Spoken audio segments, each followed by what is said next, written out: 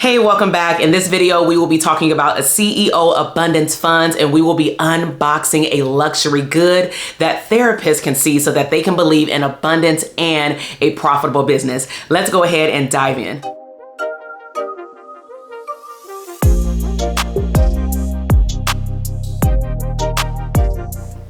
Hey, welcome back everybody to my channel. My name is Dr. TK, and it has been a long time since I have done an unboxing on YouTube, okay? And so I've been doing some of my unboxings on Instagram, but recently a lot of therapists have hopped into my DM and they have said, you know, I really have enjoyed your CEO Abundance Series podcast episodes. And I have known over the last few years that therapists get really engaged when we don't just talk about strategies and all those things to bring up profits in their business and expand their mindset, but also when we look at what can be on the other side when we are good to our business. Because in essence, I am here to teach you how to be good to yourself. And so what's in this box is directly correlated with my CEO Abundance Fund formula. So the first thing I want to do is break down how I divide up my money in my business. And you can take whatever part you would like. I'm not a financial fiduciary, so make sure that you talk to your tax person, but I'm just gonna break down a simple formula that I use in my business and also that I share with our community. And this helps me put away money so that if I want to invest back into my business, if I want to take a trip to invest into coaching and go to an event, or if I want to be able to pay myself out for doing a great job in my business, directly correlated with a launch, I can actually gift myself. And I should not have to be surviving versus thriving in my business, okay? And so the first rule of thumb that I do is I look at my gross versus net. So every single Monday I have a money date.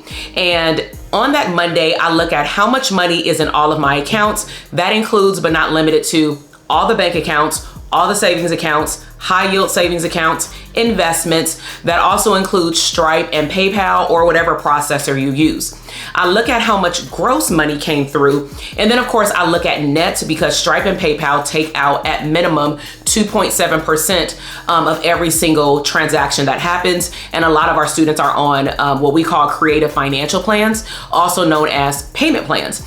And so after I plug in those numbers on a cool little Excel sheet, then what I do is I look at the net. And then I break it up into percentages. So with these percentages, the first percentage that I look at, because it's also training your brain to give back to yourself, is what we call the CEO Abundance Fund. Now, I do want to clarify, I have two different CEO Abundance Funds. So one CEO Abundance Funds directly goes back to the business. That is money that I do not touch. It turns into profits at the end of the year. And the reason for that is that, let's just say if I even have to take off work, let's just say if I get pregnant and I go on maternity leave, instead of me dipping into the pot of money that's coming into my business, I can pull into that pot, pretty much creating my own form of disability, okay? But then I also have a CEO Abundance Fund in which I will build up over time. And when I do really well in a particular quarter, after talking to my operations manager and my tax person, I will then look at a percentage of my profitability to be distributed to myself because it's profits. And then that is paid to me through payroll. Everything is logistic. But if we just focus on the CEO side, it is 10% to my CEO fund. Then I contribute 5% to what I call a tax fund because I don't like surprises with the IRS and I just want to have that money there.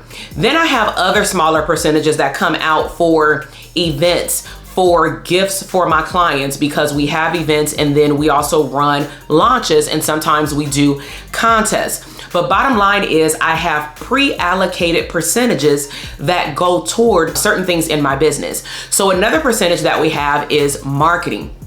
Marketing is 7% of our net income. And for marketing, that's what I use for getting copywriting services or a consultant. That's what I use to run my Facebook ads and to pay for my Facebook ads agency retainer fee. And so at the end of the day, I don't ever have to worry about dipping into that money because I also transfer those funds into accounts outside of my bank account, such as high yield savings account or a whole nother bank. And some business owners, you need to do that to have your money out of sight, out of mind. All right, so now that you've heard a simple breakdown of where I put my money, now I'm going to do something that y'all been asking for: unbox a luxury good. So how this came about is my husband and I, about 2 days ago, we were sitting at home. I had done my work. I had used 2 hours of my time, super hyper focused, time blocked for me to record a course for our mastermind for next year. And so I felt like I did a super good job. I think I ended up recording like 3 hours. So I like overdid it. And I really wanted to get outside the home. Now we are preparing for a trip for me, my husband, and my youngest son to travel outside of the country. One of the things that I realized recently is that, you know, from time to time I'll buy a handbag, but in the last 2 years, I really haven't had an urge to buy a lot of luxury goods simply because I'm primarily at my home or I'm outside playing with my son. And so I'll typically buy things like this, which is like, it can be used for my business. I use this one actually for my journal, for my like for my vision board journal. And then I have my regular like small leather goods back there. But I usually buy stuff that I can wear or use for my business or that I can travel with. But one of the areas that I realized I truly neglected over the last few years is buying myself some nice shoes. So because I play with my son or we're usually walking for a long period of time, I really want to be mindful to support my body, support my back. And sometimes these fancy shoes, including the ones on my backdrop back here, they don't really support your feet if you're out of town, if I'm at Walt Disney World, if we're walking around at an amusement park, your feet start to hurt. And I will not just buy a luxury pair of shoes for my feet to hurt. So I wasn't on the hunt for some comfortable shoes, but the way that I shop now is directly from my Pinterest board. The only time that I will shop outside of my Pinterest board is if something is like, wow, it speaks to me, or I've never seen it before. So let's go ahead and do the unboxing to see what pair of shoes I got. We went out to South Coast Plaza in Orange County and I went to Saks, the Saks store. All right, so I bought my very first pair of Balenciagas. My husband has a pair. He often talks about how comfortable they are. I had assumed because they looked narrow that they would be too narrow for my feet. And that has been my issue with luxury tennis shoes, which is why I've only purchased like 2 pair, right? Because I don't like the way they fit on my feet. And so I have a habit of creating a narrative in my head that before I even try them on, they won't fit.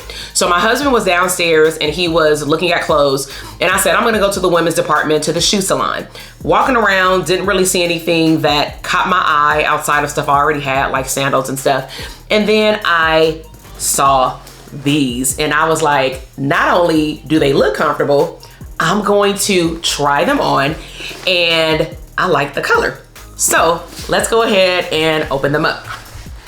So it has a nice dust bag inside. So let me take this out. So it has a little dust bag, looks like a little backpack. I can take the shoes in, so that's pretty dope. So a little nylon Balenciaga dust bag that I can put in my luggage if I take these out. I guess these are just like branded material inside.